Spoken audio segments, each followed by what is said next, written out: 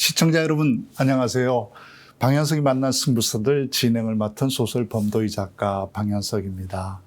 오늘 모신 아주 특별한 손님은 종교 역사 연구자, 특히 기독교 역사를 연구하고 또 현직 목회자이시기도 하죠.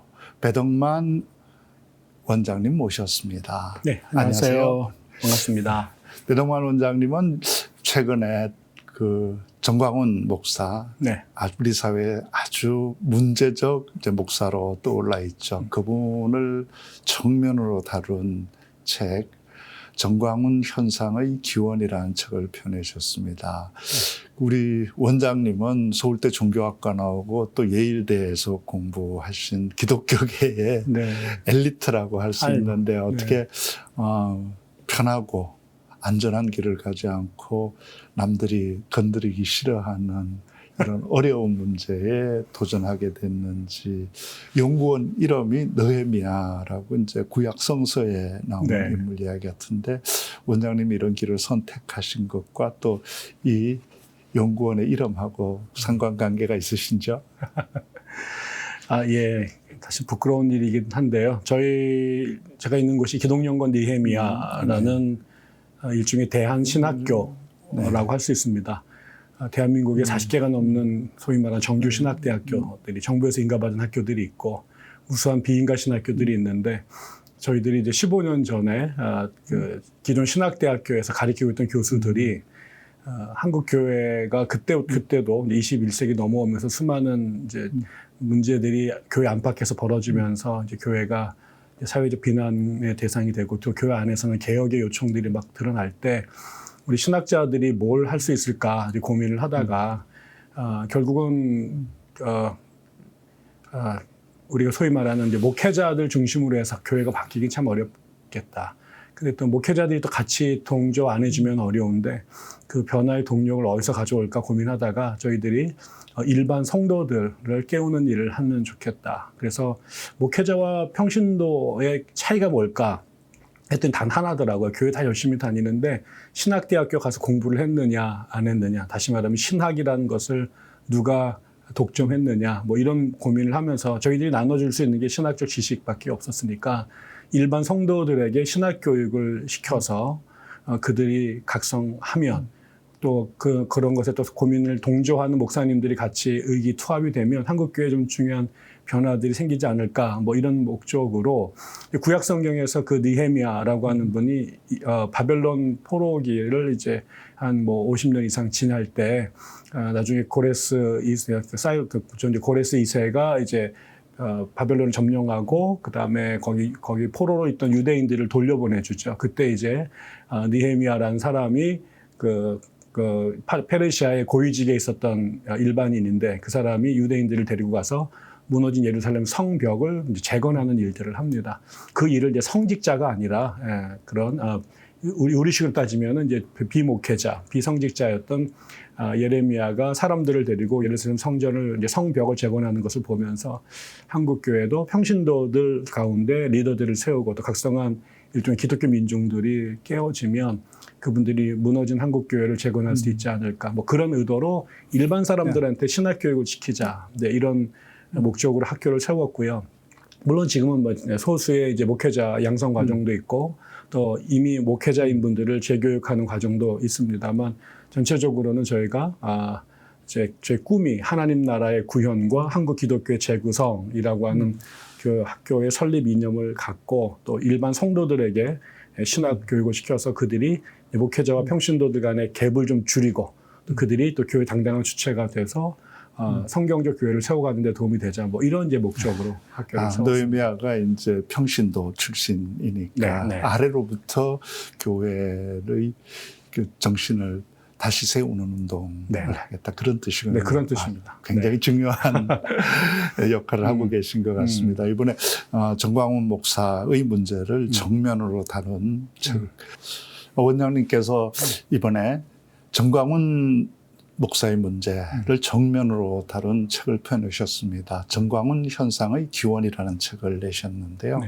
이 책을 펴내시면서 원장님께서 정광훈은 현상에 불과하다 이렇게 얘기하셨습니다. 네. 그러면 정광훈 목사의 현상, 이 현상의 본질과 또 그것의 근본적인 문제, 뿌리는 어디에 있다고 생각하십니까?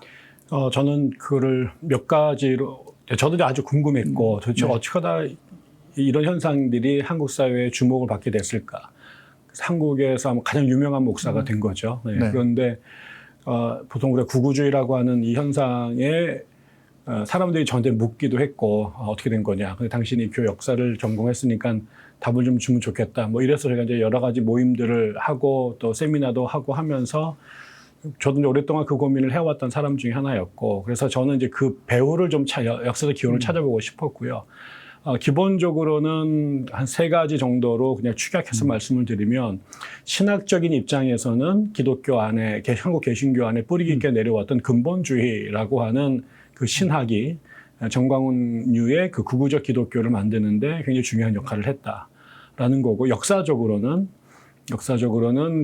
친일의 문제, 이 친일 세력들이 한국 기독교 안에 주류를 잡았고 그것이 해방 이후에 지금까지 해결되지 않은 상태에 그 뿌리가 오래 있었고요. 그 친일의 경험이 하나 있었고, 그다음에 3번째는 결국 분단의 또 사건인데, 그 분단 이후에 냉전 체제에서 한국은 2가지의 중요한 선택을 하는데, 하나가 이제 반공이고 그다음에 친미라고 하는 것. 결국 그것이 냉전 체제에서 남한이 살아남기 위해서 선택했던 현실적인 도구라고 생각하는데, 그 미국이나 그다음에 반공주의가 기독교, 특히 개신교의 주류와 이제 연결되면서 개신교는 남한에서 이제 주류 종교로 급성장할 수 있었고, 그러나 그것이 이제 기독교 정체성 안으로 아주 이제 70년 넘게 세월이 흐르면서 뿌리 깊게 내려졌고, 그래서 그런 근본주의적 신앙 혹은 신학,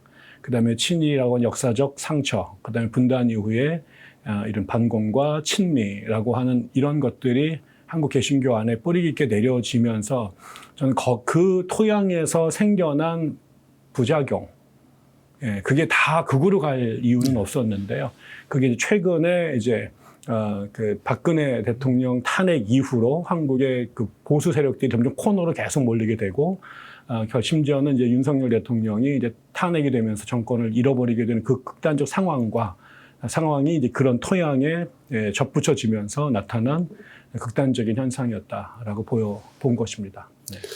그러니까 우리 현재의 거구 기독교의 현상이 이제 청산하지 못한 일제의 그 잔재, 네. 그러니까 친일의 잔재들이 남아 있고, 또 이제 6.25 전쟁을 거치면서 분단 체제가 반공주의가 모든 것을 용서하고 덮어버리는 네. 이제 이 현상이었다는 건 이제 우리 국민들이 꽤 네, 많이 네. 알고 있는데, 일반 국민들은 근본주의가 왜 거구의 이런 양분, 토양이 됐는지 잘 모를 것 같습니다. 네. 이 부분만 조금 더 설명해 주실 수 있을까요? 네. 그 근본주의는 이제 미국에서 19세기 후반부터 형성되기 시작해서 이제 20세기 초반에 이제 틀을 갖춘 매우 이제 아주 극단적으로 보수적인 형태의 기독교라고 말할 수 있고요.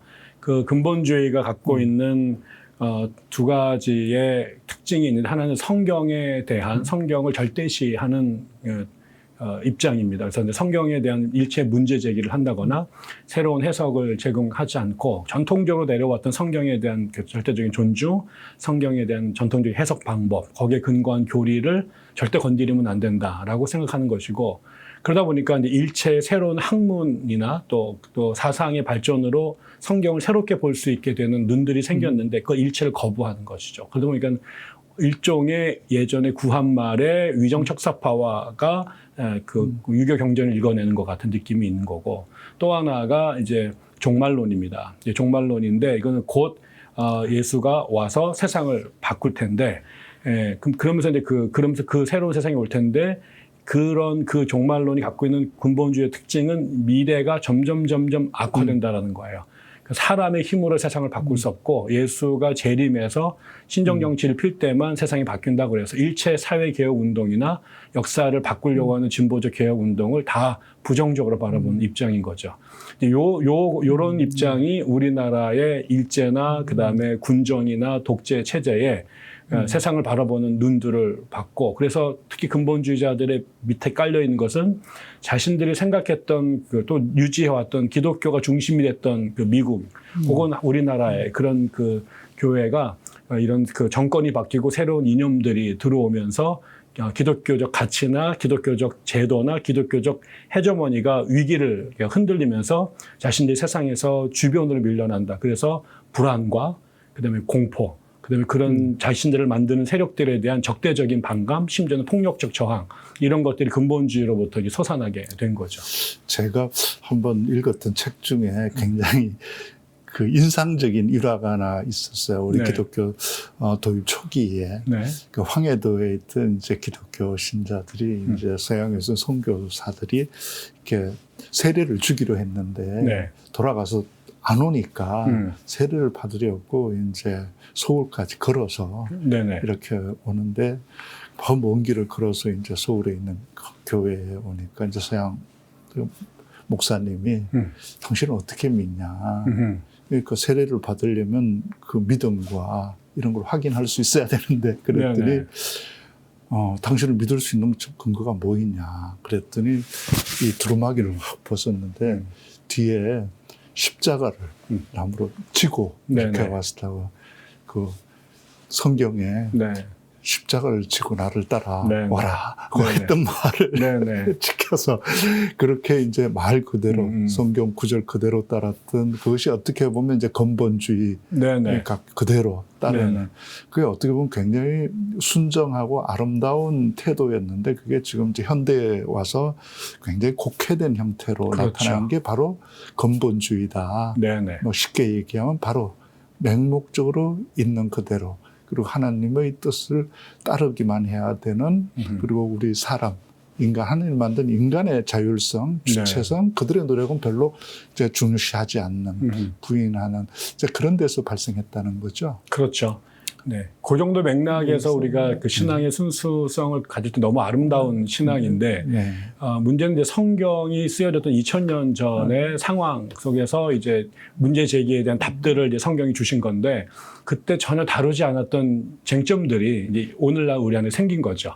근데 그 답을 성경에서 말하지 않았거나 혹은 이렇게 말했기 때문에 지금도 그래야 된다라고 말할 때는 이제 굉장히 복잡한 문제들이 생겨나게 되는데, 오늘날 이제 근본주의를 걱정하는 부분이 바로 이 성경에서 말하지 않았거나 혹은 성경에서 말했더라도 세상이 바뀌었기 때문에 재해석, 재적용해야 되는 부분들이 있는데 그런 걸 일체 타협하지 않고 성경이 이렇게 말했으니까 지금도 이렇게 살아야만 한다라고 고집하면서 주변 사람들하고 이질감을 초래한다거나 충돌을 초래하게 된 벌어진 거죠. 이제 그렇게 하다 보니까 이제 우리 사회에 이제 보수라고 하는 것이 점점 왜소화되고 궁지에 몰리니까 그 마지막 어떻게 보면 참호 같은 게 교회가 되어버렸다는 이제 분석도 가능할 것 같습니다. 특히 이제 6.25 이후의 반공의 이제 절대적 가치가 지금 이제 무너지고 이미 이제 반공이란 게 이념이란 게 거의 우리 세계에서 의미를 잃어가니까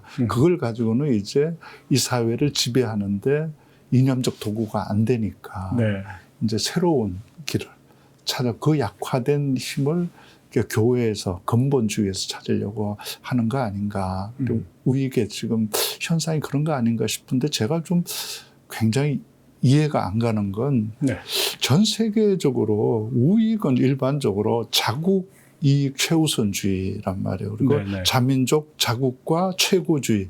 우리나라 우리 민족이 최고고 우리나라 이익을 위해서는 무엇도 불사 하겠다는 게 일반적인 우익인데 우리나라 우익은 우리나라의 이익이 아니라 미국과 일본의 이익을 대변하고 오히려 우리 민족을 폄하하는 이런 데 앞장선단 말이에요.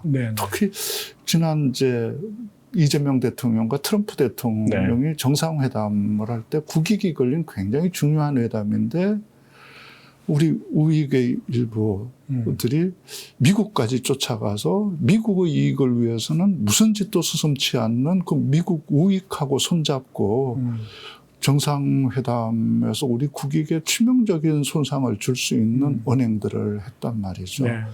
거기다가 또 미국의 요청에 따라서 미국의 공장 건설을 하러 간 우리 기술자들, 우리 노동자들을 쇠사슬을 채워서 체포하고 추방하는 이 끔찍한 상황에서 미국에 항의하고 분노하기보다는 오히려 우리 신나서 우리 정부를 공격하는 걸 보고 깜짝 놀랐습니다. 예. 왜 다른 나라 우익하고 우리나라 우익들 또 기독교는 이렇게 다른 걸까요?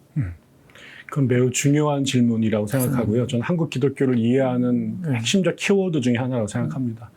아까도 우리가 살펴봤습니다만 그다음에 교수님 말씀하신 것처럼 외국의 극우주의들은 이 민족 문제가 되게 중요합니다. 근데 또 심지어는 뭐 인종 문제. 그래서 여러 다민족들이 공존하던 사회에서 예를 들면 유고슬라비아 같은 곳이 여러 민족들이 공존하다가 그 해체가 되면서 서로 그 각 민족이 자신들의 주도권을 잡으려고 하면서 내셔널리즘을 내세우고 그것이 내전으로 가고 그걸 부추기는 사람들의 핵심에 극우가 있었던 거고 우리가 아는 것처럼 파시즘이나 나치즘들도 전부 다 자신들의 민족의 우월성을 내세우면서 국민들의 생각을 모아가지고 이제 그 정권을 잡았던 것들인데 그것과 달리 우리나라는 아까 말씀드린 것처럼 저는 이제 가장 뼈아픈 터닝 포인트가 결국은 일제 경험이다. 우리가 제가 알기로는 해방되고 나서 민족적 과제가 두 가지가 있었는데 하나는 친일파 척결이고 하나는 토지 문제를 개혁하는 문제였는데 거기에 이제 공집합으로 교집합으로 걸려 있는 사람들 중에 이북의 개신교인들이 꽤 있었다라는 거죠. 우리가 이제 일제 시대만 보더라도 3.1 운동까지는 한국이 민족적 저항 세력으로 일본에 저항을 했지만 그 이후로 우리가 이제 회절하기 시작하고 친일로 넘어가는 사람들이 많았잖아요.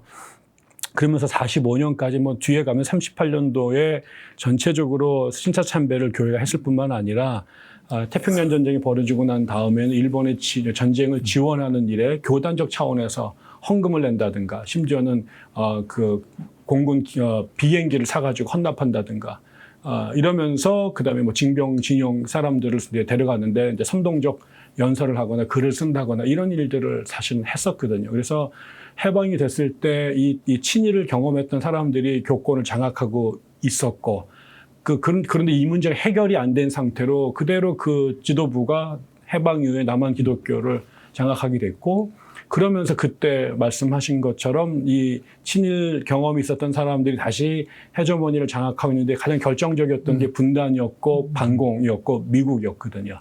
그리고 그 미국하고 계속 관계를 유지해 왔죠. 우리나라 기독교는 일제 때는 일본하고 관계 속에 친밀한 관계 속에서 기득권을 유지를 했고 그다음에 해방 이후에는 미국하고의 관계 속에서 남한에서 또 물론 우파 정권하고도 밀월 관계가 있었습니다만 또 미국하고도 그런 친밀하고 하는 게 있었거든요.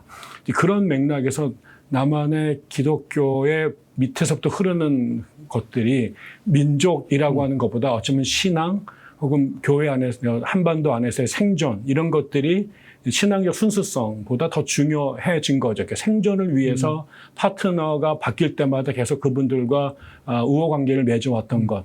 그러다 보니까 보통 유럽에서 내셔널리즘 하면 이게 민족주의라고 번역할 수 있지만 저희는 그거를 민족주의로 번역하기 매우 어렵게 된 거죠. 그래서 어쩌면 그게 국가주의라고 번역을 하면서 현 우파 정권과 기독교를 연결시키면서 그것을 해치는 모든 세력들을 이제 반국가 세력이나 반민족 세력이라고 규정을 하는데 그 과정에서 한국이 특별히 미국과의 관계가 매우 오랫동안 긴밀해졌고 그래서 지금 이번에 드러난 것처럼 저 사람들이 도대체 한국 사람인가 한일 문제가 되면 우리나라 민족보다는 일본의 입장을 더 눈치를 보는 것 같고 미국과 이해관계가 되면은 미국의 우호적 목적을 내고 심지어는 자신들이 한국에서 어려운 처지에 처이면 그 구원의 손길이 미국에서 올 거라고 믿는 거죠. 저는 이런 맥락이 한국의 개신교인들에게 미국은 거의 메시아의 나라라고 생각을 하는 것 같고 그래서 그 메시아의 관계를 잘 유지하려고 하고 이렇게 잘 유지해야 나중에 자신들이 어려워서 한국이 어려울 때가 아니라 자신들이 어려울 때 미국이 자신들 도와준다는 생각이 더 강하지 않은가. 그렇게 해서 지금 윤석열 내란 수계를 구출하러 미국에서 함대가 온다 네네. 하는 이거 일반인이 들으면 도무지 그렇죠. 상상을 할 수 없는 얘기들을 네. 하게 되는 배경이 그런 데 있군요. 그렇죠. 저는 너무나 그렇게 생각했습니다. 중요한 문제군요. 그 이승만 대통령이 이제 반민특위를 습격해서 강제 해산시키고 나서 우리 사회에서 거의 제대로 된 친일파 청산을 못하게 됐잖아요. 네. 기독교계에서도 이제 친일 방금 얘기하신 분들이 많았는데 그분들은 처벌받은 분들이 역시 없죠. 그리고 없죠. 또 그분들이 그럼 처벌을 받지 않았더라도 그 기독교 교인들이 다 친일파가 아닌데 어떻게 그분들은 해방 뒤에도 그렇게 계속 기독교 지도자로 군림하고 지배할 수 있었죠? 우리 교계를? 그 제일 중요한 사건은 물론 일단 대다수는 아마도 이렇게 될 것 같습니다. 그때나 지금이나 세상이 일제에 격렬하게 신앙의 이름으로 그다음 민족의 이름으로 저항했던 사람들이 있었죠. 근데 이게 다수가 아니라 표면에 나선 사람 역시 소수였고 그다음에 극렬하게 일본과 붙어서 완전히 친일 세력을 했던 사람들도 있었고 대다수의 교인들이나 우리나라 백성들은 여기서 저기도 못 끼고 그냥 시키면 시킨 대로 하고 속으로는 뭐 울분이 있더라도 그걸 대놓고 표현하지 못하고 살았을 거예요. 그런데 이제 문제는 이 해방이 되고 나서 한국교회 이 문제가 이제 불거졌을 거 아니겠습니까? 근데 그때 이 끝까지 신사참배에 저항하면서 심지어는 감옥에 있다가 해방을 맞이한 분들이 있어요. 이 사람들 원래 추록성도라고 부르는데 그러니까 결국 역사적 정당성이 이분들에게 있는 거죠. 그렇죠. 네, 그런데 이제 이분들이 얘기를 합니다. 적어도 우리가 당신들이 잘못했다 교회에서 물러나라가 아니라 적어도 왜 일제 때 그런 부끄러운 죄를 졌으니까 이거 참여하는 의미에서 당분간 목사들이 그 목사직을 좀 내려놓고 그것도 몇 년이 아니라 뭐 몇 달 같이 우리가 회개하고 반성한 다음에 다시 이 자리에 돌아오자라고 요청을 했는데 그 요청이 묵살됩니다. 그러면서 오히려 이제 그 친일을 하면서 신사참배를 주도하고 일본 체자에서 해저머니를 강력했던 그런 그 고위층의 목사들이 너희들만 감옥에 가지고 고생한 게 아니라 일제 시대 속에서 교회를 지키느라고 우리도 고생을 많이 했다. 뭐 이런 논리로 결국 이게 해결이 안 되고 결국 교단 분열이 됩니다. 근데 이제 나간 사람들 혹은 쫓겨난 사람들 그 사람들이 누구냐면 일제 저항했던 사람들이고 그 사람들은 얼마 되지가 않아요. 지금도 이제 우리가 고신 혹은 재건교회라고 하는 이름으로 이 교회들이 있는데 교세가 전체에 비해서는 작아졌죠. 그런데 그 반대 사람들이 교권을 장악하고 그 교회가 커졌어요.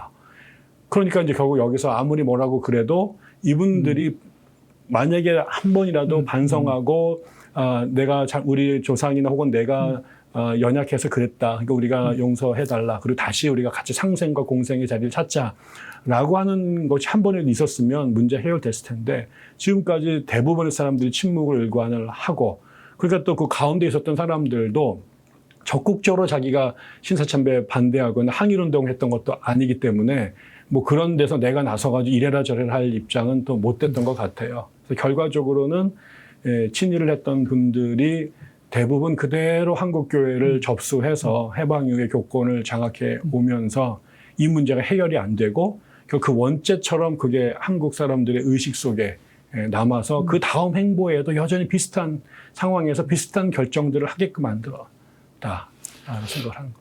지금 이제 그런 목사 중에 제가 이제 친일파들 이렇게 자료들을 봄도라는 소설을 쓰면서 목사님들, 종교인들, 스님들은 어떻게 했나 이렇게 조사하는 과정에서 그러니까 반민특위 재판 기록을 한번 살펴봤어요. 네. 반민특위 재판 기록을 5권 책으로 낸 게 있는데 거기 제일 앞에 나오는 게 김길창이라는 목사님이 계세요. 그렇죠.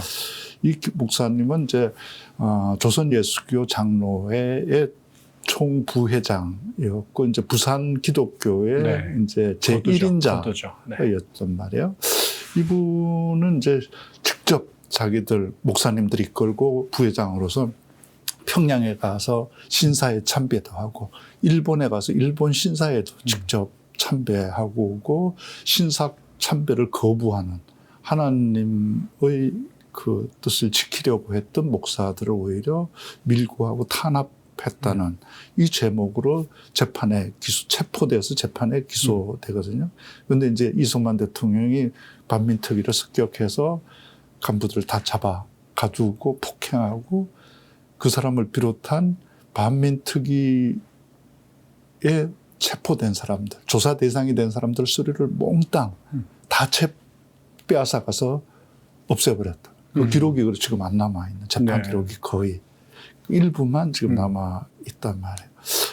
이런 사람이 다시 이제 풀려나서 방금 얘기하신 대로 어떤 반성이나 처벌도 없이 오히려 동아대학교를 설립해서 이사장이 되고 또 부산기독교연합회의 총회장이 돼서 그렇죠. 부산기독교의 이제 최고 지도자가 되었단 말이죠. 이제 이런 분들이 이제 대형 교회가 되고 우리 한국 교회, 친일파들이 한국 교회에 상당히 큰 영향력을 행사하게 되는 계기가 됐다는 걸 구체적으로 보여주는 사례 같습니다. 그런데 이런 분들 말고 또 일제 일본 강점했다고 하는 이 시기, 우리로 보면 이제 항일 무장투쟁 시기, 독립전쟁기에 국권이 온갖 시련을 견디면서 하나님의 뜻, 종교의 본래 정신, 그리고 우리 국민으로서의 의무를 다한 목사님들도 계셨을 거잖아요. 그렇죠. 그런 분들이 어떤 분들이 있을지 우리 잘 모르는 것 같아요. 우리가 사실은 최근에는 이제 한국교회가 이렇게 범했던 누나 실수, 혹은 오점 이런 것들 때문에 한국 기독교가 매우 부정적으로 보이지만 사실은 구한 말부터 그리고 일제를 겪어서 우리가 나라가 다시 세워지고 지금까지 오는 과정에 무수한 기독교인들의 헌신적인 또 그 노력들과 희생들이 있었습니다. 우리가 대표적으로 우리가 일제가 되고 나서 우리가 3.1운동을 주도했던 상해에 신한청년단을 세웠고 임시정부를 세웠던 사람들 중에 우리가 잘 아는 여운형이라든가 김병조 목사라든가 또 이런 분들이 또 이제 손정도 목사님 같은 분들이 다 기독교 목사임이고 그다음에 신학을 공부한 사람들인데 임시정부를 세운 데도 상당히 중요한 역할을 했고 도선 안창호 선생도 돈독한 기독교인이었고 물론 나중에 갈등이 있었습니다만 그도 기독교 신자였고 그다음에 우리가 선생님도 더 잘 아시는 우리 카톨릭 신자이긴 하지만은 안중근이나 유관순이나 다 카톨릭 개신교 신자들이었고요. 그리고 북간도에서 항일 운동을 했던 또 명동촌에 있었던 사람들 우리가 김야견 선생이라든가 또 우리가 잘 아는 또 시인 서정주 같은 사람들도 다 기독교 신자들이었고요. 해방되고 나서 기독교인들이 임시정부에 있던 사람들을 모셔가지고 연설을 하는데 그 3명의 대표적인 지도자들 이승만, 김구, 김규식이 다 기독교 신자들이었고요.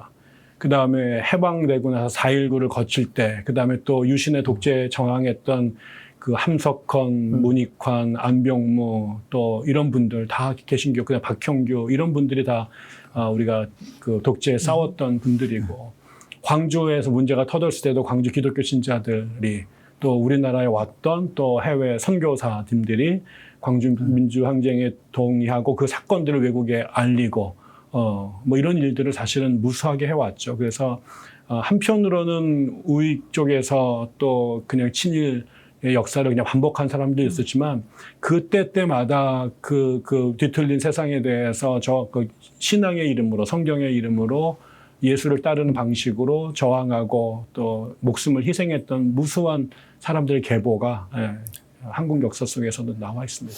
네. 그 말씀 중에 아까 서정주 씨는 윤동주 씨. 네, 제가 잘못했네요. 네. 미당이 아니라 명동촌에 이제 어떤 서전수습 같은 경우 그걸 이끌었던 김야견 선생은 거기 학교에 부임하는 만드는 조건으로 기독교를 받아들이라고 했을 정도로 애국심과 종교를 동일시했던 분이죠. 그래서 사실 그 시기에 독립투쟁을 하셨던 분은 기독교 정신, 하나님 앞에 모든 사람이 평등하다. 그 정신이 바로 우리 독립 정신이고 우리나라가 나가야 될 방향이라고 생각했던 것 같아요. 그래서 이동희 선생 같은 경우에도 본래 대한제국 무관학교를 나와서 가장 중요한 요충지였던 이제 강화 진위 대장을 지냈으면서도 그렇죠. 이제 기독교 정신을 받아들여서 독립투쟁에 나서고 그래서 독립투쟁을 하고 교육운동을 하면서 교회 짓는 것과 학교 짓는 걸 같이 하는. 그래서 그분이 지나가는 곳마다 학교와 교회가 하나씩 생겼다 맞습니다. 그럴 정도였잖아요. 맞습니다. 그런 훌륭한 분들이 계셨고 또 제가 방금 말씀하신 분 중에 굉장히 인상적으로 봤던 분이 손정도 목사님이었거든요. 손정도 목사님이 임시정부의 의정원 의장이었잖아요. 그러니까 지금으로 하면 국회 그렇죠. 의장이시죠. 그러시죠. 그랬던 분인데 이제 그분이 자기 스스로 근래 목사라고 이렇게 자칭 근래 목사라고 하면서 제가 우리 범도루트라고 이제 범도 소설 읽은 독자들하고 만족하면 하얼빈도 가거든요. 네. 안종훈 참모총장이 그 적을 수계 이또를 격살했던 거기 가면 거기 이제 손정덕 목사님이 해외 파송 제1호 조선인 목사거든요. 거기서 이제 하얼빈에 있었는데 그분이 그때 했던 말씀이 비단은 옷은 없어도 사는데 지장은 없다. 그런데 걸레가 없으면 사흘만 걸레가 없으면 집안이 엉망이 된다. 자신은 그런 걸레와 같은 역할을 하겠다고 하면서 가장 굳은 일, 임시정부에서도 의정원 의장이었지만 가장 낮은 자리에서 사람들을 숨기는 그런 네. 걸로 존경받았던 정말 기독교인이라는 건 어떤 사람이어야 하나 그 모습을 진짜 몸으로 보여주셨던 분 같아요. 네네. 그렇게 훌륭한 분들이 계셨는데 우리나라에서 어쩌다가 지금 마치 목사 그러면 정광훈이라는 이름을 떠올리게 되는 네. 이런 상황이 되었을까요? 그러니까요. 그게 참 우리의 역사적 비극이라고 생각하는 거죠. 저는 결과적으로 한국 교회가 여러 번에 걸쳐서 새롭게 아까 말한 그런 손정도, 이동희, 여운형, 또 유관순 이런 사람들의 정신으로 맥을 이어갈 수 있는 기회가 여러 번 있었지만 그때마다 한국 교회가 저는 가장 쉬운 선택을 했다. 그러니까는 그 손정도 목사님이 정동감리교회 담임 목사로 굴지의 목회자였죠. 그걸 다 내려놓고 독립을 위해서 그 험한 삶을 사셨던 거잖아요. 그러니까 예수의 제자가 된다라고 하는 것은 예수를 닮아서 신이었던 그분이 하늘을 내려놓고 사람의 몸으로 종의 형체로 내려와서 그게 이제 성육신 신앙이라는 것의 뼈대이고 우리에게 그런 자기의 삶을 모방하는 제자가 되라고 용서를 하셨기 때문에 우리는 끊임없이 위에서 아래로 내려가는 삶, 바벨탑으로 올라가는 세상에서 계속해서 신은 아래로 내려가는 삶을 살았는데 그거를 우리에게 요구했던 거죠. 근데 그런 분들이 사실 그 정말 흑암과 같은 어려운 세상에 빛처럼 생명처럼 역사를 이끌어 왔는데 그 정신을 버리고 다시 바벨탑처럼 이 세상에 신의 이름으로 자신들의 왕국을 세우려고 하는 사람들. 일제의 힘으로 교권의 정상에 올라가고 미국의 힘으로 정부 요직에 올라가고 우리나라 모든 종교 가운데 탑이 되겠다고 하는 이런 생각을 가진 사람들. 결국 지금 정광훈이라고 하는 사람들도 건국 얘기를 하고 뭐 기독교의 신앙에 입각한 대한민국을 세우겠다고 말하지만 그게 결과적으로는 기독교가 우리나라에서 나라를 쥐고 흔드는 권세를 잡겠다라고 하는 그 야망의 표현이거든요.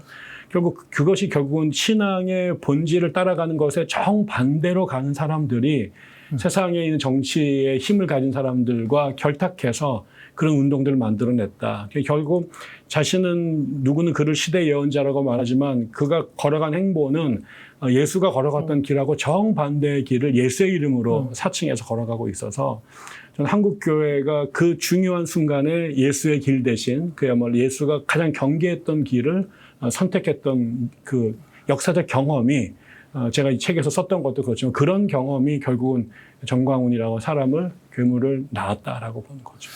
우리 기독교 현대 바로 가까운 현대에서도 이제 강원령 목사님이나 이제 박형규 목사님이나 또 재학순 주교님 그렇죠. 같은 분들은 우리 사회에서 굉장히 존경을 받으면서 또 교회가 잘못 갈 때 질책하고 비판하면서 하나님의 그 자식들로서 숨기는 태도를 그렇게 나라와 우리 국민들을 숨기는 태도들을 강조했잖아요. 네네. 그런데 지금은 왜 이렇게 정말 기독교 정신과는 반대로 가고 있는 이 정광훈 목사나 또 손원보 목사 이런 분들처럼 거구 정치 목사들이 준동을 하는데 그 힘도 세고 영향력도 큰 대형교회 목사님들 또 우리 교단의 지도자들은 다 침묵하고 있을까요? 왜 이런 것에 대해서 우리 교회가 제대로 가야 된다고 얘기하지 않을까요? 저는 그 세 가지 정도 정리를 할 수 있다고 생각이 들어요. 하나는 아까처럼 한국 기독교가 이승만 정권 이후로 최근까지 거의 준국교적 지위를 누려왔다고 생각해요. 헌법에 의하면 종교 분리가 되어 있기 때문에 국교가 있을 수 없지만 이승만부터 한국 기독교에 엄청난 특혜를 베풀어 왔습니다. 다른 종교하고는 비교할 수 없을 만큼.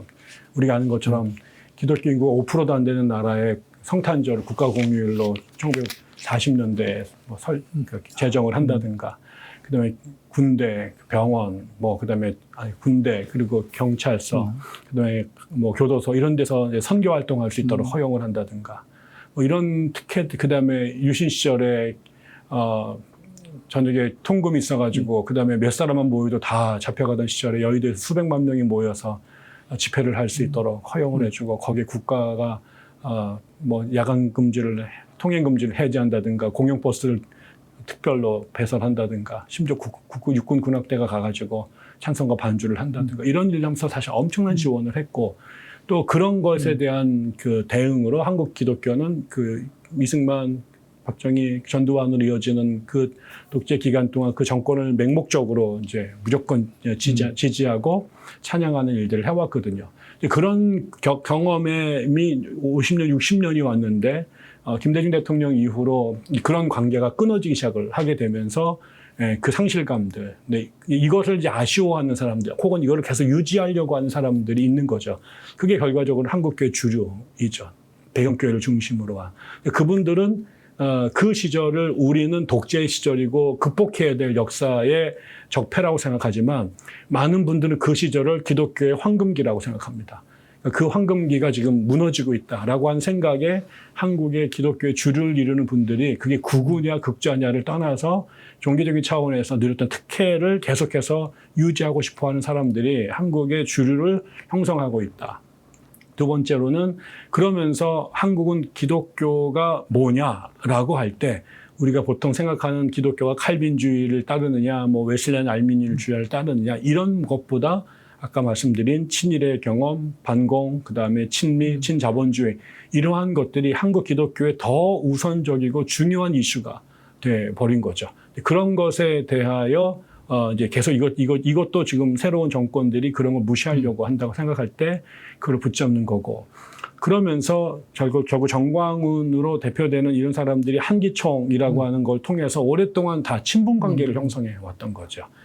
그런데 이제 그런 일이 상황이 벌어져서 점점점 코너에 몰리게 됐는데, 지금 시대 정신이 그런 기독교가 가졌던 그 특권을 내려놔야 되고, 그 사람들이 신봉했던 그 어떤 신앙이나 혹은 정치적 이념들이 이미 시대에서 뒤처진 얘기가 되면서 이거를 공개적으로 말하기가 되게 어려운 거예요. 그래서 보통 대형교회에 있는 목사님들은 적어도 그런 소리를 공개적으로 막말을 할 수는 없어요. 자기가 갖고 있던 생각이 그렇더라도. 근데 이제 이 부분에 대해서 정광훈이나 손현보가 공개적으로 자신들의 소리를 강력하게 대변해주고 있으니까, 겉으로는 같이 거기에 이름을 올리지 못하지만 저는 심정적으로 상당히 동조하고 있거나 동의하는 분들이 밑에 있고, 그다음 또 그분들과 인간적인 혹은 친분 관계를 맺고 있기 때문에 우리가 볼 때는 왜 저 사람들이 저렇게 떠들도록 내버려 두느냐, 왜 교회와 교권들은 침묵하느냐라고 그럴 때 기본적으로 같은 생각을 갖고 있고, 그다음에 인간관계가 얽혀 있기 때문에 자신들이 나서서 그 얘기를 하기가 되게 어렵다. 저는 그런 게 제일 어려운 문제가 아닌가 싶어요. 공격당할까봐 이제 소극적으로 침묵하는 게 아니고 실제 심정적으로 동의하고 지지해주고 있다는 저는 뜻이네요. 상당 부분에 대해서는 물론 그 표현의 정도는 다르지만, 정광훈 목사가 내걸고 있는 슬로건들에 대해서 기본적으로는 많은 분들이 동의하고 있다. 조금 제가 그동안 이해가 안 됐던 게 조금 이해가 되는 게 생겼습니다. 굉장히 중요하게. 제가 이제 범도둑들하고 이제 범도 소설 읽은 독자들하고 만주에 이제 항일 무장 투쟁 전적지 기행을 이렇게 가는데 거기 가면 이제 그걸 안내하는 사람들 중에 상당히 그 뉴라이트에 가까운 이런 발언들을 우리 항일 무장 투쟁을 폄하하는 사람들이 많아요. 현장에 네. 가면. 저는 깜짝 놀랐거든요. 아니 만주 연해주는 그렇게 강력했던 항일 무장 투쟁의 전적지인데 거기에 오는 사람들이 어떻게 그 애국심이 없이 오히려 뉴라이트 일본을 찬양하는 여행을 하나 이걸 궁금했어요. 근데 그 대부분의 사실 여행은 교회에서 데리고 교회가 조직해서 학생들, 청년들을 그 만주 여행을 시키면서 오히려 일본을 미화하고 침략을 정당화하는 그러니까 우리 민족의 독립투쟁을 폄하하는 교육을 해왔더라고요. 이게 왜 그랬을까? 어떻게 교회가 그럴 수 있지? 그런데 지금 이제 말씀 들으니까 이제 그 부분의 생각들, 그런 생각을 가지니까 그런 교육들도 체계적으로, 가장 체계적으로 사실은 그런 교육을 펼치는 조직이 지금 교회가 돼 있는 건 아닌가. 네. 이제, 놀랍습니다. 그런데 이제 그런 특혜를 이제 사실은 목사님, 또 원장님 말씀하신 대로 우리 교회는 우리 기독교가 국교도 아니고 우리나라처럼 다양한 종교가 있는 나라도 없는데 여기서 거의 국교에 준하는 특혜를 받아왔는데 이제 그걸 너무나 당연시하고 이제는 이제 초법적인 특혜까지 요구하는 게 아닌가. 네. 손원보 목사님이 한 건 명백하게 실정법 위반이고 우리 국민 모두가 지켜야 할 법을 위반해서 구속된 거 아닙니까? 그걸 지금 종교 탄압이라고 이렇게 얘기하고 심지어 이제 제1야당 국민의힘 당 대표와 주요 당직자들이 그 교회에 가서 예배를 함께 보면서 우리나라 법을 부인하고 있단 말이에요. 이게 종교 탄압이라고 할 수 있습니까? 어떻게 봐야 되죠? 아주 우리가 거꾸로 생각해 보면 아주 간단할 것 같습니다. 만약에 저도 교회에서 목회를 하는데 제가 지난 12.3 이전에 저희 교회에서 제가 매주마다 공개적으로 윤석열은 안 된다.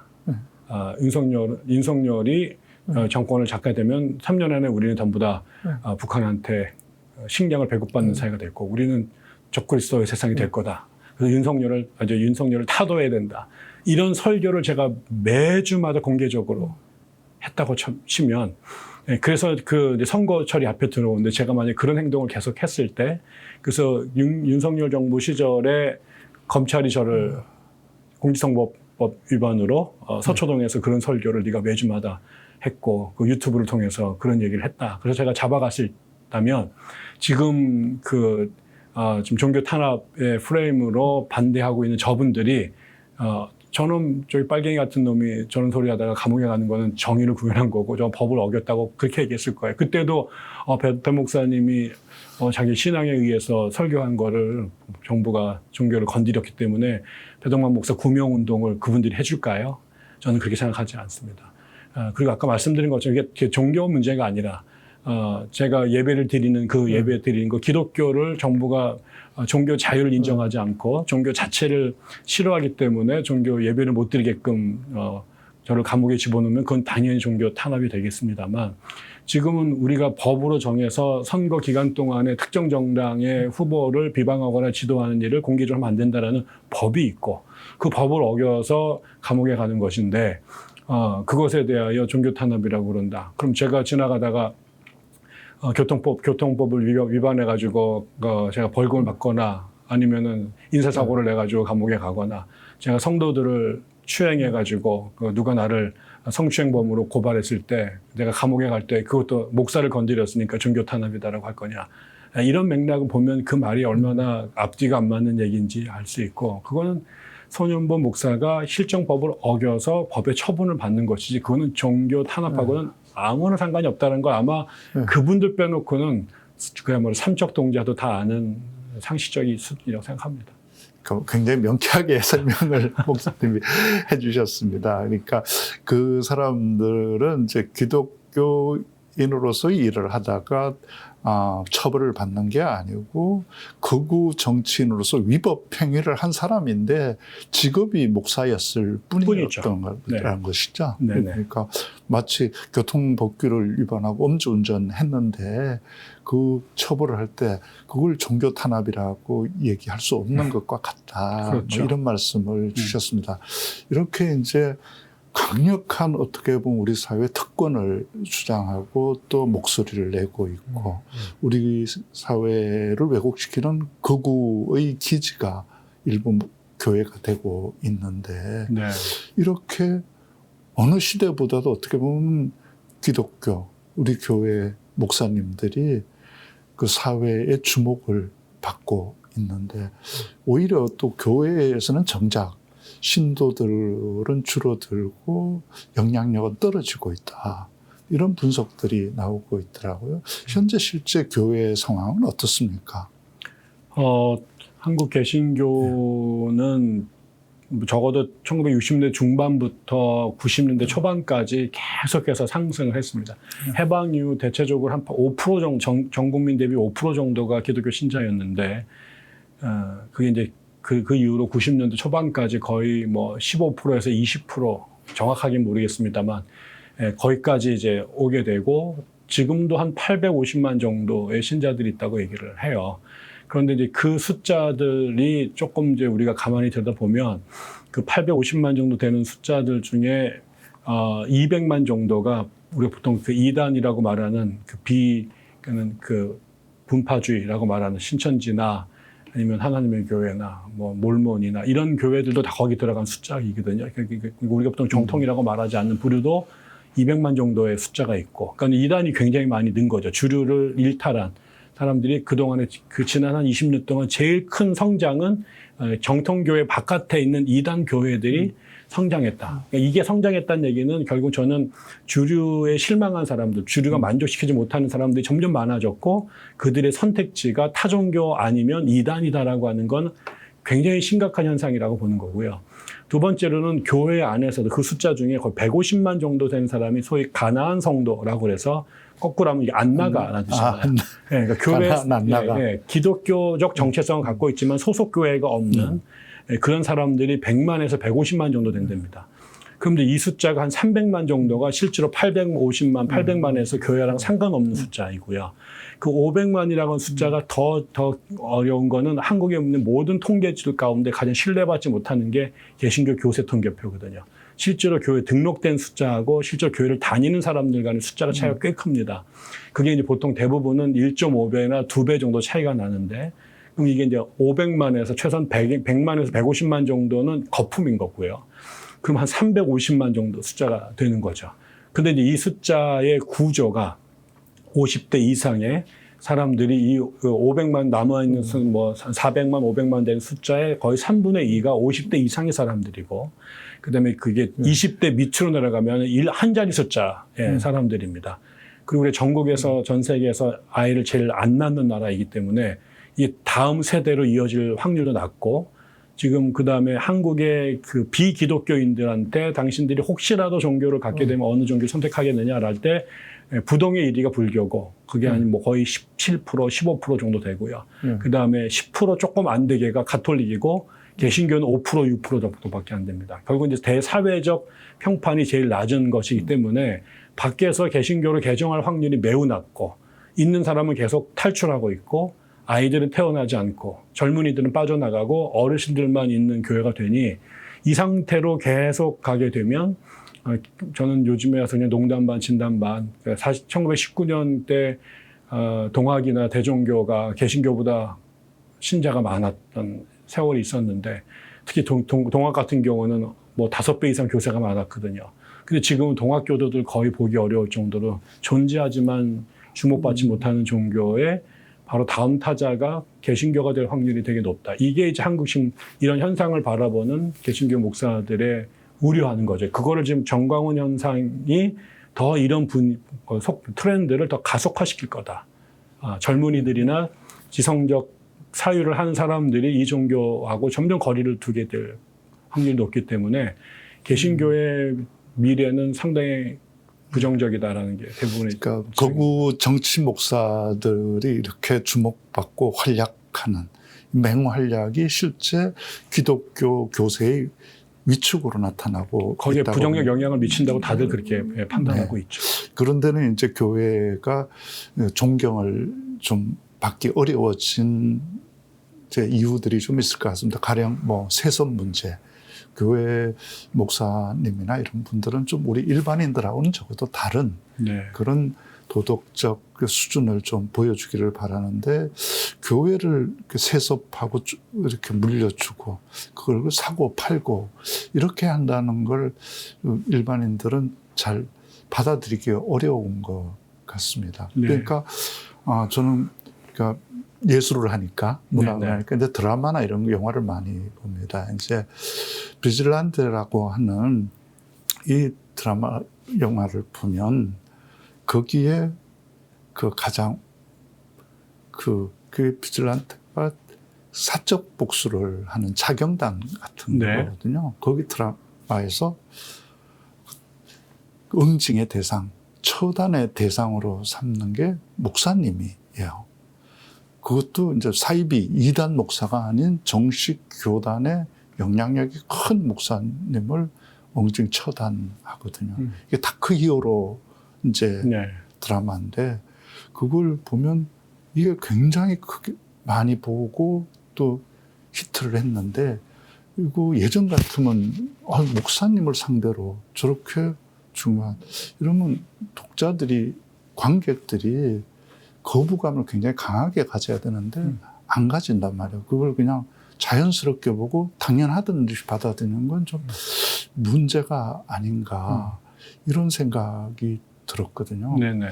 이제 심지어 이제 얼마 전에 있었던 그 엠번방 같은 그런 유사한 그 범죄, 끔찍한 범죄자들이 조직 체계에서 최고 우두머리 그 윗선을 목사라고 그러고 그 밑에 그 하수인들을 전도사라고 이렇게 이름 붙이는 것.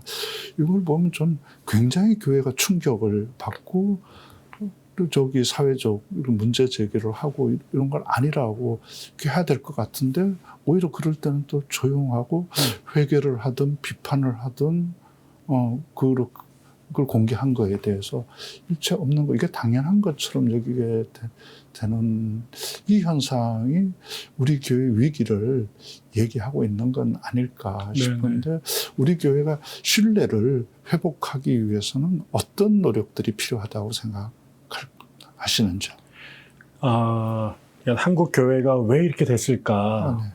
아까 말씀했던 우리 민족의 그렇게 독립운동이나 민주화 운동을 하신 분들뿐만 아니라 지역 교회에서 목사님으로 고생하시면서 사람들을 변화시키고 마을을 바꿨던 너무너무 이름 없지만 너무 훌륭한 목사님이 너무너무 많으세요.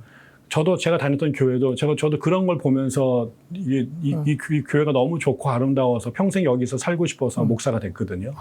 네.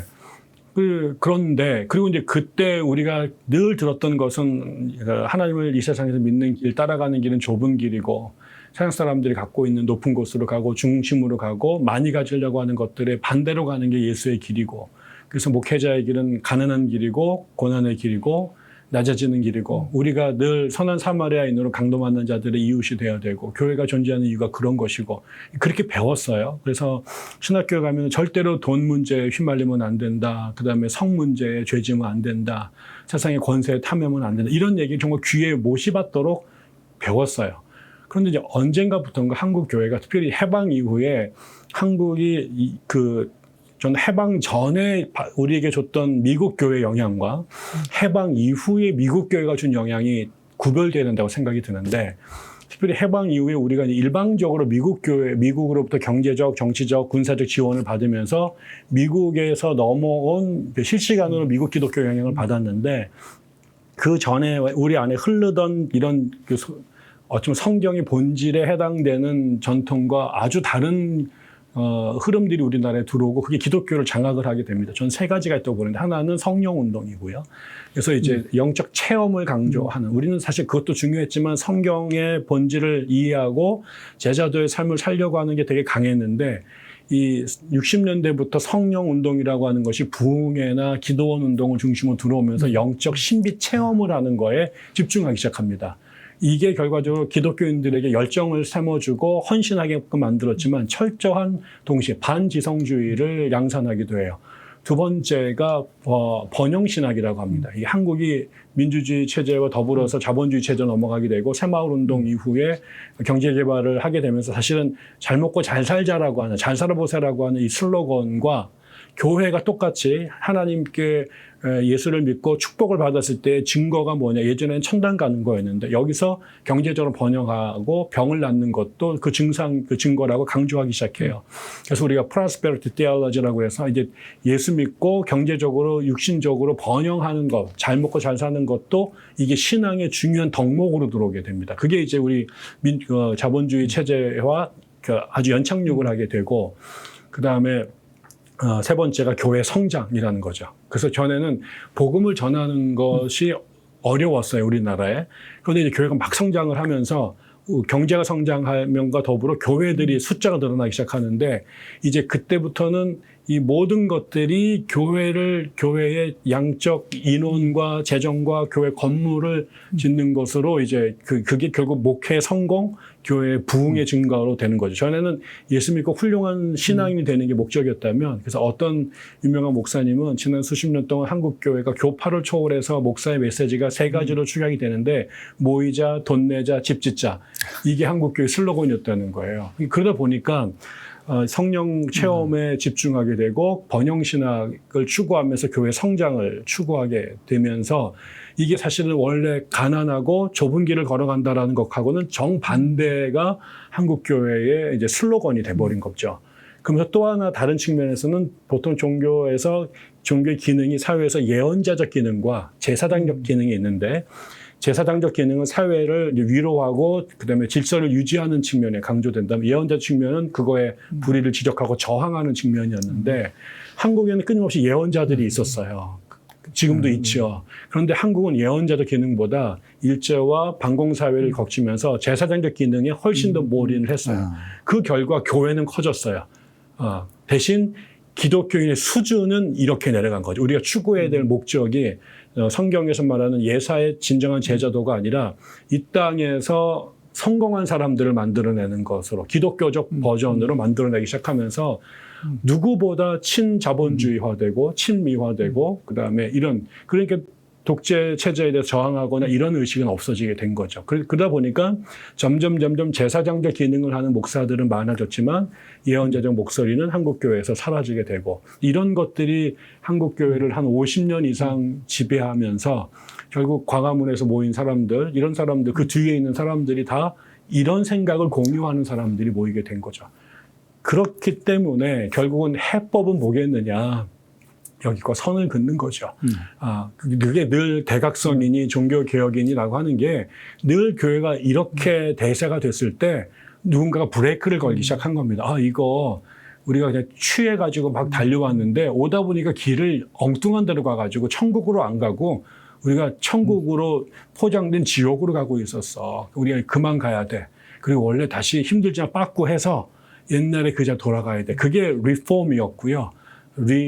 어웨이크닝이었고요. 그게 리바이벌이고 다 그런 기분. 죽었던 거를 다시 살리는 거, 뒤틀린 거를 다시 교회 본래 모습으로 되돌리는 거. 결국 그렇게 따지면 답은 아주 명확한 거죠. 다시 성경에서 뭐라고 가르쳤는가. 마르틴 루터가 종교개혁을 일으킬 때 뭘 바꾸려고 했는가. 미국에서 우리가 그렇게 중요시 여기는 대각성 운동, 평양 대부흥 운동은 도대체 그 실체가 뭐였는가를 다시 주목하면서 우리가 곁길로 갔던 그 지점으로 다시 돌아오자. 그래서 이 거대한 교회, 엄청나게 많은 사람의 숫자와 엄청난 이게 하나님이 우리에게 원하셨던 선물이 아니라 어쩌면은 마귀에게 절을 하고 그 대가로 얻은 부귀영화일지 모른다라는 이 반성에서부터 그래서 다시 좀 더 가난해지고 좀 더 작아지고 그다음에 중심이 아니라 성 밖에 좁은 길로 교회가 내려가는 것.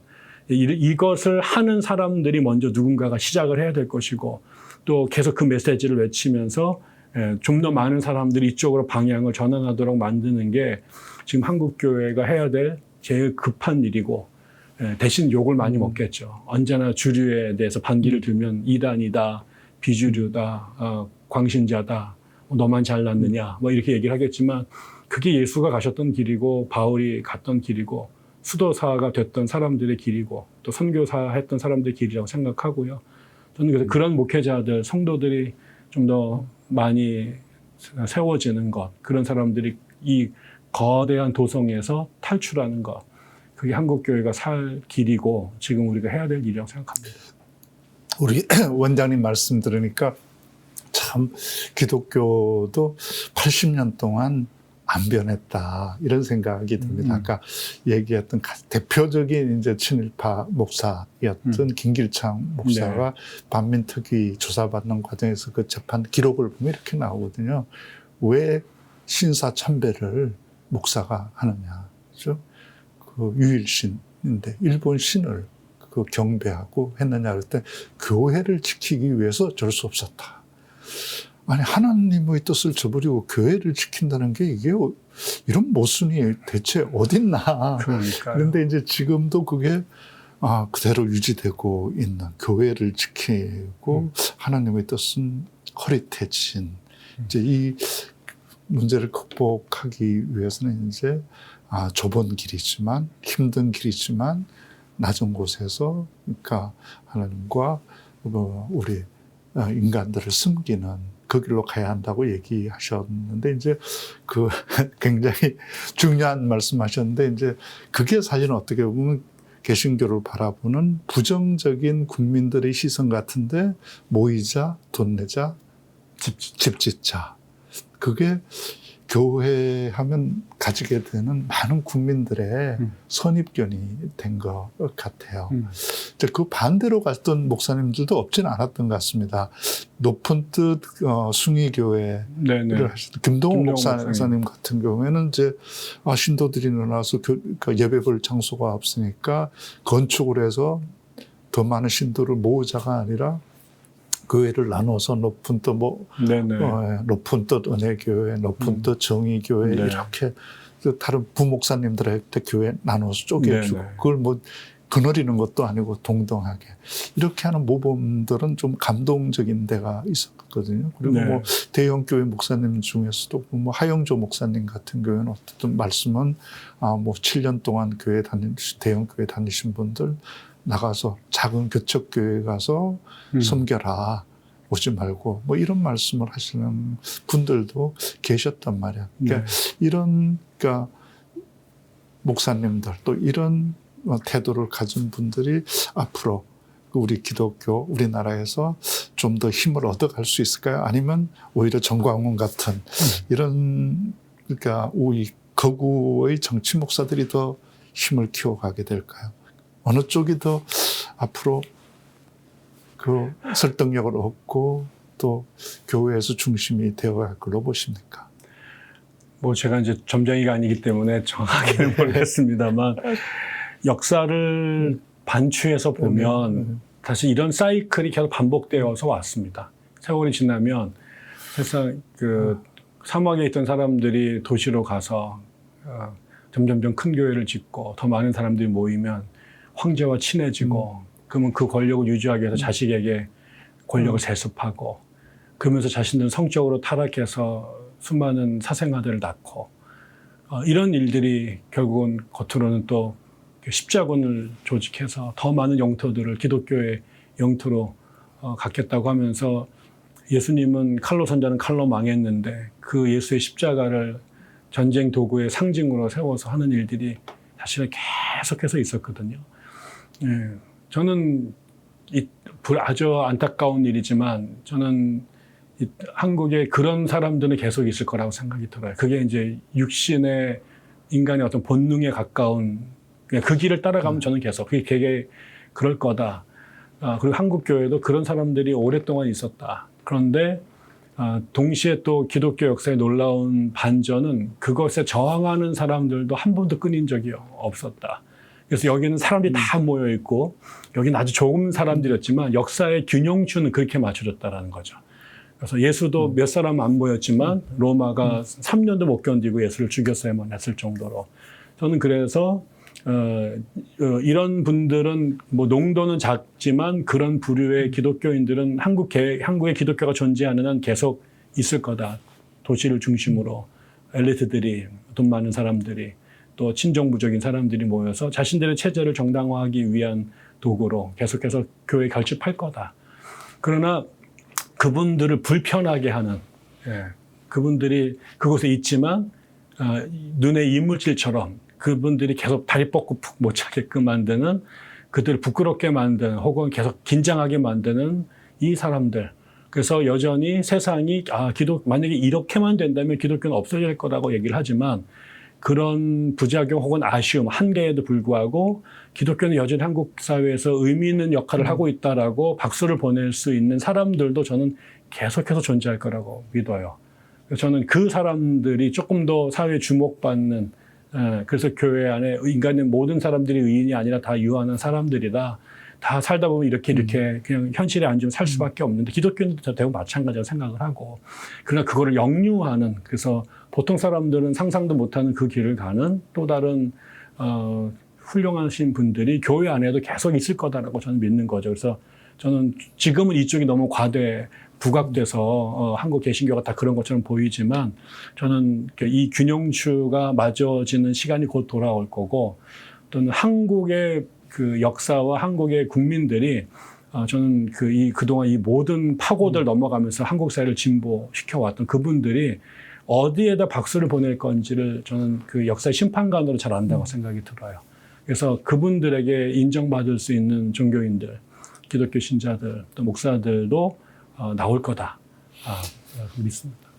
그런 기독교인 목사님들 가장 앞에 서 있는 분 중에 한 분이 바로 우리 배덕만 원장님이 아니실까 싶습니다. 오늘 너무 귀중한 말씀 많이 들었는데 마지막으로 이제 하나 이단, 무속 이거에 대해서 얘기를 듣고 마쳤으면 합니다. 그러니까 윤석열 대통령 후보가 이제 대선 토론회에 나오면서 여기 손바닥에 왕자를 쓰고 나오지 않았습니까? 그렇게 하고도 당선이 됐고 특히 그 과정에서 또 기독교들이 지지를 많이 하고 그런 다음에 2년 동안 집권하는 기간 동안에 정말 무속 이단들은 활개를 친 것 같습니다. 그러니까 이단이라고 할 수 있는 종교인들이 로비와 그러니까 불법한 일을 했다는 게 지금 속속 드러나고 있고 또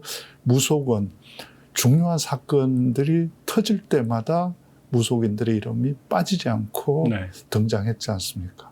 그걸 이제 우리 문화에서도 일반적 현상으로 굉장히 크게 확장된 것 같아요. 예능 프로그램 중에 무속인들, 역술인들을 등장시켜서 그 사람들끼리 연애하는 프로그램을 만들어서 그게 또 사회적으로 인기를 얻을 정도로 옛날 같으면 상상할 수도 없는 일을 그 프로그램이 신들린 연애라는 예능이죠. 그게 성공을 하고 있고 또 뭐 공전의 히트를 치고 있는 넷플릭스 드라마 카데헌이라고 하는 캐데헌이라고 하는 K-팝 드라마를 한 캐데헌의 여자 주인공이 무속인이거든요. 이거 굉장히 징후적이다. 이렇게 무속이 또 새롭게 우리 현대 한국 사회에서 영향력을 키우게 되리라고는 또 아무도 상상하지 못했던 것 같습니다. 지금 이 이단과 무속은 우리 사회에서 얼마만큼의 규모를 가지고 있고 앞으로 어떤 영향력 또 위험성을 가지고 있다고 생각하는지. 그것도 아주 중요한 문제라고 저는 생각합니다. 그것도 한 두세 가지 말씀을 꼭 드려야 될 것 같은데요. 하나는 우리가 보통 뭐 저는 이제 학부에서 종교학을 했기 때문에 한국의 그 전통 종교나 뭐 심지어 기독교 안에 소정파 운동에 대해서 상당히 저는 이렇게 존중하려고 하는 태도가 사실 있습니다. 그리고 또 이제 무속을 연구하시는 분들은 또 우리가 너무 무속에 대해서 그 편향된 시각을 갖고 있다고 이제 또 항변하시는 분들도 계시고 또 민중들의 종교로서 무속이 가졌던 긍정적 역할을 또 존중하려고 하는 분도 있는 거 저도 알고 저희 집안에도 무속인들이 여러 분 계셨기 때문에 그분들이 다 이렇게 악하신 분들은 아니었고 다 살기 위해서 애 많이 썼던 분들을 제가 다 전제하더라도 우리가 보통 이런 편제가 가능한지 모르겠습니다. 우리가 보통 고등 종교와 그 고등 종교에 들어가지 못했던 그 뭐 미신이라고 말할 수 있었던 이런 분을 했때 우리가 그 끝내 무속을 고등 종교로 인정하지 못했던 이유들 여러 가지 이유가 있겠죠. 저는 이제 고등 종교라고 하는 것에 여러 특징이 있겠습니다만 제일 중요한 게 보편성과 공공성이라고 말을 하겠어요. 그러니까 수많은 생각이 다른 또 그다음에 역사적 경험이 다른 또 이기적인 욕망이 다른 사람들이 자유의지를 갖고 모여 있는 이 혼란스러운 세상의 사람들을 하나로 묶어서 서로 상생과 공존할 수 있도록 그 사회의 질서를 부여하는 그 자연법과 같은 그런 역할이 결국 고등 종교가 인류에게 주셨던 그 중요한 가르침이라고 생각해요. 그게 정의이고 그게 인애고 자비고 그래야 우리가 그야말로 홉스가 말하는 것처럼 만인 대 만인의 투쟁의 장소가 아니라 저 하늘에 있는 수많은 별들이 질서와 조화 속에 운행하는 것처럼 인간 사회가 서로 다르지만 함께 할 수 있도록 그 거의 중심적인 원리로 사랑과 자비와 정의와 용서를 고등 종교가 다른 이름으로 해왔다고 생각이 들어요. 그래서 우리가 그 종교가 있어야만 이 이기적인 인간들 안에 그다음에 그야말로 문명이 이루어질 수 있다고 생각을 해왔던 거죠. 그리고 또 그 가르침이라는 게 특수한 소수 사람들에게만 사적으로 골방에서 이루어지는 것이 아니라 모든 사람들이 함께 그것 때문에 공존할 수 있도록 하는 그런 게 공공성이고 또 보편성이라고 생각이 들고 그게 이제 기독교, 유교, 불교가 그런 역할을 해왔다고 보는 거죠. 그런데 무속에게 그러한 것이 존재하는가?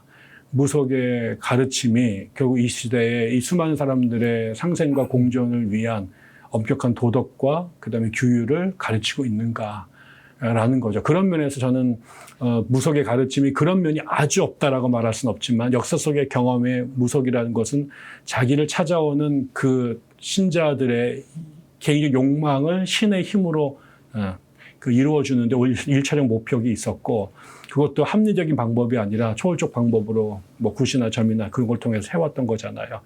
그런 맥락에서 사회가 무속이나 혹은 이단이라고 하는 것도 결국 정통이 버린 이유가 이단이 갖고 있는 그 가르침이나 관행이 정통이라고 하는 보편적 종교에서 벗어났기 때문에 이 사람들이 지배적인 이념이 되거나 가르침이 되면 세상이 특정한 사람들만을 위한 혹은 아주 변질되고 왜곡된 세상이 된다라는 것에 대한 경계심 때문에 그들의 목소리를 제어했던 거라고 본다면 그런 맥락에서 한국 사회가 그런 단계를 거쳐서 우리가 인류에서 말하는 것처럼 그런 형이삭적 단계, 신학적 단계를 넘어서서 이성의 단계로 계속 넘어올 때 지금 여기 보편적 종교의 세상을 지배하게 됐는데 그 공적인 자리를 그런 것들을 전혀 의식하지 않는 그런 것에 대한 개념 자체가 희박한 이단이나 무속이 지배하게 됐을 때 저는 이게 이 수많은 다양한 사람들을 중재하고 조율할 수 있는 힘을 잃어버리고 자기들의 편에 있는 사람들만 데리고 정치하게 되는 그들만의 이익을 위하게 되는 아주 무서운 세상이 돌아올 거다. 지금 미국의 트럼프를 걱정하는 게 크리스찬 내셔널리즘이라고 하는 그 보수 남성 복음주의자들의 이익만을 트럼프가 해결해 주기 위해서 그거에 반대되는 이슬람이나 라티노나 그다음에 여자나 흑인들을 전부 다 배제하려고 할 때 미국처럼 다원 사회가 이건 한순간에 무너지게 되고 지옥으로 바뀌게 되니까 저는 그런 맥락에서 무속이나 그다음에 이단들이 공공정치에 끼어들어서 정치가들을 뒤에서 움직여서 자신들의 이해관계를 관철시키려고 하는 식으로 정치가 현혹이 된다면 영향을 받는다면 한국 사회는 매우 어려운 지점에 갈 거다. 그게 얼마나 될까요? 그러니까 지난 대선 또 뭐 총선은 물론이고 심지어 그러니까 특정 정당의 당내 경선에까지 이단이나 특정 종교가 개입해서 당락을 좌우한다고 하는 것이 이제 막연한 소문으로만 떠들었는데 최근 들어서 그게 사실이었다는 게 좀 드러나고 그렇죠. 있지 않습니까? 그렇죠. 그렇게 되면 앞으로 우리 정치마저도 이제 이런 이단들이 크게 운명을 좌우하게 될 거란 위험성이 드는데 이렇게 이단이 득세를 한 데는 또 실제 우리 정식 교단이라고 하는 고등 종교들이 이단에 가까워지는 측면들도 있지 않았나. 우리 기독교에서 일반적으로 상식적으로 우리가 배울 때는 믿음과 소망과 사랑 중에 제일은 사랑이다. 이렇게 배웠는데 목사님들이 교회에서 설교하면서 사랑을 가르치는 게 아니고 정오와 혐오를 이렇게 가르쳤고 그러다 보니까 그 정오와 혐오란 건 또 반드시 다른 정오와 혐오를 낳잖아요. 정오와 혐오를 하면 도로 그 사람을 또 정오하고 혐오하게 되고 그러다 보니까 국민들 중에 교회를 정오하고 혐오하는 사람들도 나타나고 그게 최근 드라마, 이제 다크 드라마들에서도 목사님들은 매우 부정적으로 당연한 것처럼 그리는 게 나타나고 있습니다. 이제 이런 그러니까 정오와 혐오의 악순환이 이루어지는 가운데 목사님으로서 또 기독교 역사를 연구하신 분들로서 우리 신도들 또 우리 국민들에게 교회와 또 기독교가 나가 방향에 대해서 마지막으로 하실 말씀 있으시면 한 말씀 하시고 네. 마치겠습니다. 지금 교수님이 너무 중요한 얘기를 하셨고 제가 이제 꼭 드리고 싶었던 말씀입니다. 우리가 사실은 한국 교회가 윤석열주의 무속이 있네, 천공과 누군가가 이렇게 견진이 한국 정치를 쥐고 흔드네. 통일교까지 들었고 신천지도 달라붙었어. 와, 이 화를 내는데 전 그것만큼 혹은 그것보다 더 심각한 문제는 한국 개신교의 무속화라고 하는 거죠. 지금 결국은 그 윤석열을 지지했던 사람들, 그다음에 특히 정광훈 류의 사람들 안에 저들의 저 메시지가 기독교와 상관이 있을까? 저런 방식이 기독교의 가르침과 관계가 있을까? 저들이 하는 저 방식이 또 메시지가 저들이 바라는 세상이 신천지나 통일교하고 뭐가 다른가라는 거죠. 그러니까는 돈 베이커라고 하는 그 캐나다 종교학자가 한국인의 영성이라는 책을 썼는데요. 거기 한국인의 기독교를 장로교, 감리교, 성공회 이런 식으로 담론 편지하는 게 적절하지 않고 오히려 무속적 기독교인, 불교적 기독교인, 유교적 기독교인, 도교적 기독교인이라고 하는 게 더 적절하지 못하겠다라고 하는 얘기를 하는데 저는 상당히 공감을 했습니다. 그러니까 한국 기독교의 수많은 영성적 흐름이 있다고 볼 때 제가 제일 불행한 만남이라고 보는 게 이 무속적 요소와 자본주의적 요소가 한국 기독교의 다른 영성들을 밀어내고 한국의 대체적인 사람들의 신앙을 장악하고 있다. 그래서 이 무속이라고 하는 신의 힘을 빌려서 개인의 욕망을 추구하려고 하는 영성은 주술인데 그게 고등종교로 가면 타자에 대한 관심과 상생의 생각으로 대동사회로 가는 꿈을 꿔야 되는데 이게 그냥 개인의 욕망의 도구로서 여전히 바리대기 공주나 관훈 장군을 섬기던 것을 예수로 치환했을 형태의 사람이 남아있고 그것을 자본주의라고 하는 것이 샤워를 하면서 정당화를 해서 그렇게 개인의 번영을 위해 한 것이 우리의 최고의 가치야라고 이렇게 정당화를 시켜준 것이 한국 사회의 기독교에 아주 뿌리 깊게 남아 있어서 겉모양은 십자가를 달고 있지만 속으로 가면 무속이 하는 일이나 신천지가 하는 일하고 별로 다르지 않다라고 하는 거죠. 그런 의미에서 한국 교회가 지금 해야 될 일은 한국 사회를 좀먹고 있는 무속인들이 저는 무속인들이 목사들보다 숫자가 훨씬 많다는 거 최근에 보고 깜짝 놀랐습니다. 그리고 역대 무속 시대 최대 전성기를 맞이하고 있다는 거죠. 그러니까 한국 기독교가 100년 넘게 포교를 했는데 결국은 무당 한 명도 몰아내지 못하고 오히려 더 많은 무당인들이 활개치는 세상을 만든 거에 책임은 한국 개신교에게 있을지도 모르겠다라는 것이고 우리는 그동안 100년 동안 140년 동안 뭐 했냐라는 반성이 있어야 될 것이고 혹시 우리가 한국의 무속이 지배하던 사회를 개신교가 좀 더 나은 세상으로 만든 게 아니라 그 무속의 영향력에 한국 개신교마저 포섭이 돼서 한국 개신교가 무속화되고 있지 않은가에 대한 뼈저린 자기 반성이 있어야 될 거다. 그래서 정말 한국 사회에 의미 있고 가치 있는 종교로 개신교가 계속 남으려면 무속으로 우리가 폄하했던 그런 요소들이 내 안에 있지 않은지를 뼈저리게 반성하고 그것부터 도려내고 그래야 아마 우리가 무속인들에 대해서 당신과 나는 다르다. 당신보다 우리가 더 한국의 중요한 종교가 돼야 된다고 자기 주장을 할 수 있지 않을까. 저는 그런 의미에서 욕하는 것과를 잠시 내버려 두고 지금 한국교회가 자기를 성경이라고 하는 거울을 통해 또 역사라고 하는 거울을 통해 아주 정직하고 고통스러운 자기 성찰의 시간을 좀 일단 보내야 되지 않을까 싶습니다. 오늘 너무 중요한 말씀들을 많이 들었습니다. 배덕만 원장님 통해서 우리 기독교뿐만 아니라 우리 국민들이 어떻게 종교와 또 정치를 바라봐야 하는지 새겨들을 이야기들이었습니다. 특히 이제 이번에 굉장히 용기가 필요했을 것 같은데 정광훈 목사 현상들을 정면으로 비판하고 지적한 정광훈 현상의 그 기원이라고 하는 이 책을 펴내셨습니다. 여러분들 틈 내서 우리가 한번 이 책 같이 읽으면서 우리 사회 종교와 정치는 어떻게 다시 만나야 하는지 생각해보는 시간 되었으면 좋겠습니다. 오늘 긴 시간 함께 해주신 배덕만 원장님 감사합니다. 다음에 또 한번 뵐 수 있었으면 좋겠습니다. 네, 고맙습니다. 감사합니다.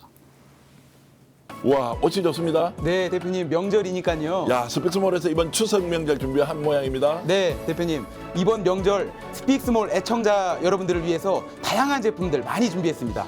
건강기능식품, 그리고 축산, 수산, 와, 그리고 과일까지 제대로 된 제품 있네요. 또 특히 쿠키도 전 쿠키를 만들어서 여러분들께 좋은 선물 될 것 같습니다. 귀한 분들을 위한 명절 선물 세트 스픽스몰에서 지금 준비하십시오. 여러분 행복한 명절 진심으로 기원합니다. 명절 선물도 자신 있다 비교하라. 비 만점의 수산물 선물 세트 스픽스몰이 자신 있게 권유합니다. 목포 대표 경영푸드와 함께하기에 더 든든합니다.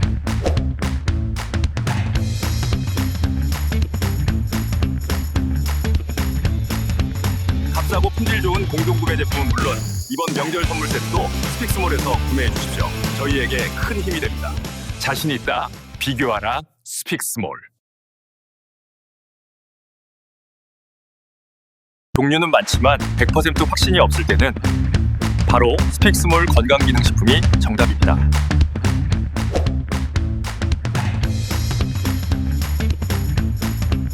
전국 최저가격 구조는 기본입니다. 상하제약, 일동제약과 같은 소비자의 까다로운 검증을 받은 회사와 함께합니다. 와, 이런 유명 제품이 이런 가격에?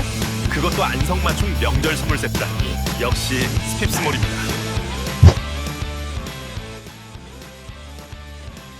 1등급 툭불로 명절 선물 세트 준비했습니다. 가격에 만족하면서 맛과 품질은 받는 분의 극찬으로 이어집니다. 귀한 분을 위한 애청자 여러분의 한우 선물 세트 구입, 스픽스에도 큰 도움이 됩니다. 자신 있다 비교하라 스픽스몰.